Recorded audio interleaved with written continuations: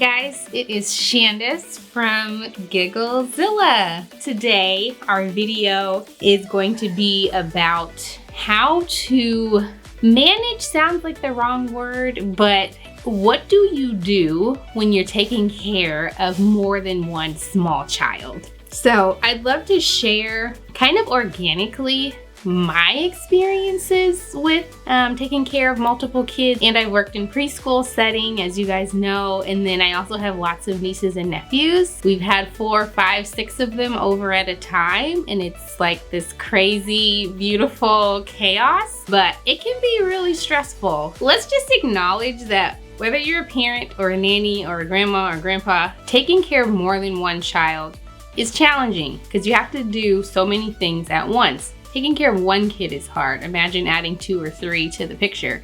It's not easy. It's not for the faint of heart, as my grandma would say. One of the things that has worked really well for me when I'm taking care of multiple kids is planning.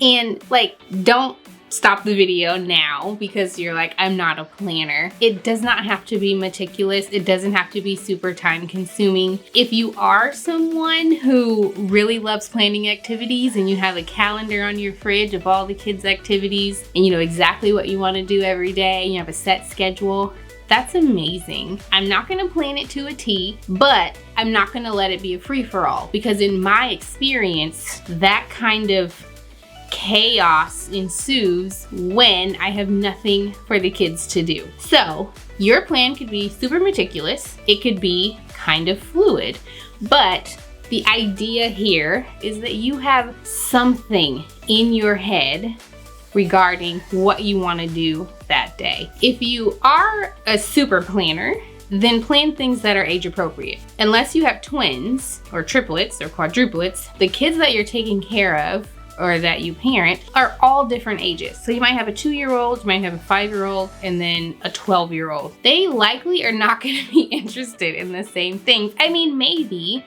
they could do something together at the table for an hour or 30 minutes. But when you're planning and you're thinking about what you wanna do that day, try to think about what is my 2-year-old actually gonna sit down and do versus my 11-year-old. What do they actually want to engage in? What's gonna be meaningful for them? And just get an idea of that in your head. Once you have the idea, share it with the kids. It will give them something to look forward to in the day. Also, kids love predictability. They love knowing what's gonna happen next. They may ask you 100 times, well, when are we gonna go do that thing? So tell them, in the morning we're gonna do this, in the afternoon we're gonna do this, and then I have a really fun activity planned for us right before dinner. They will be so excited. It'll give them something to anticipate, and yeah, it also kind of, at least for me, when I do that, it gives my day direction. Because sometimes, if I'm honest with you, even when I'm nannying or I am looking after my nieces and nephews, if I don't have something at the end of the day to look forward to or something in a few hours, I kind of feel like I'm floating in the abyss. And it just makes the day drag on and on and on. Something that is really important to me, and again, these are things that I have done that I find that work well for me. When I plan the activity, I don't just plan it for the kids to go and do. I don't just, how do I explain it? I plan on being a part of that activity. I plan on fully engaging in whatever we're going to do. If we're going to the museum that day or if we're gonna watch movies that day, I plan on interacting with the kids during that time. Granted, you can't be with them and do exactly what they do every single hour, every single day. Sometimes you just need to put on a movie and be like, you guys are gonna go watch a movie. That's what you're gonna do today. That's the activity. Pick your movie and go watch it. Whatever fits in your life, just try to think of a way to plan the activity so that you can be a part of it. So it's really important, I think, for a couple of reasons. Number one, that interaction builds relationship. It builds trust. It's fun for the kids to spend time with you. I know it's hard, you guys, I get it. We're super busy and you're like, I don't really feel like sitting down for 30 minutes to color with them or to build this Lego house, but we have to find time to do it. We just have to. We have to build it in as much as we can. And most importantly, you guys, it teaches them that they're important to you. If mommy or nanny can sit down with me for 20 minutes and talk to me and make eye contact with me, ask me questions about my day, I feel important. I feel valued, right? And so as much as you can, when you have multiple kids, interact with them. It is inevitable that when you have more than one child in your care, they are going to fight. Like, they're going to argue with each other. They're going to snatch toys from one another. So something I have learned to do is pay attention to their triggers. You can hear it sometimes when the fight is about to start. Try your best to intervene before that fight starts. When you're taking care of one child, it's not likely that they're gonna fight with you. I mean, maybe, but the chances of them fighting increases exponentially when there's 2 or 3 or 4 kids, especially when they're similar in age.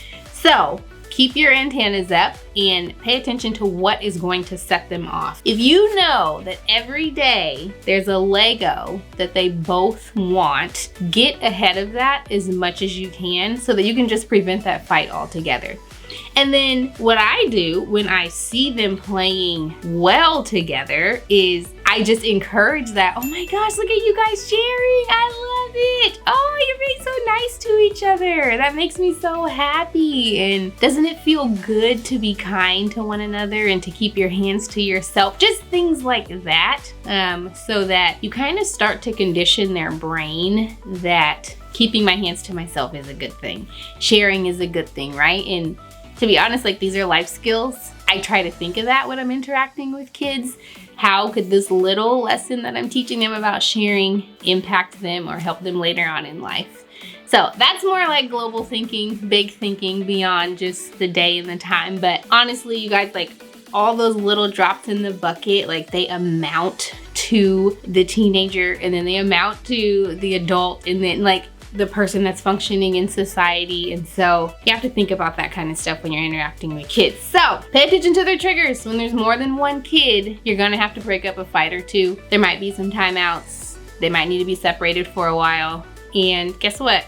That's okay. Something else that's probably kind of challenging to do, but is really important, is you have to have eyes on them at all times. Obviously, if they're like 13, you don't need to have eyes on them, but like younger kids, I just have to always know where they are, because sometimes they get into things that they're not supposed to, or they may hurt themselves, right? Like if your 1-year-old is trying to get up the stairs and they don't yet know how to do that, like I need to be able to see them to keep them safe, and just honestly for my own peace of mind. Like if I can see both of you, I'm so much more relaxed, you know? So it is critical that when you're managing more than one child, and even with one child, you should really know where they are at all times. Sometimes they get outside.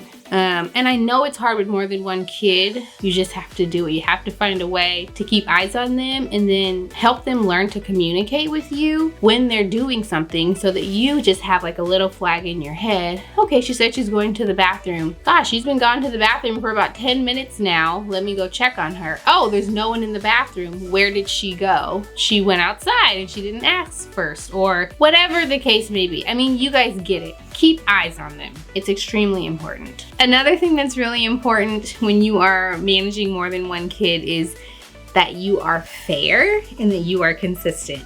Because whether you know it or not, they are watching how you respond to the other kids. So if one kid throws a toy and they get a timeout, and another kid throws the toy and they don't get a timeout, it sort of creates this thing in their head that something's not quite fair.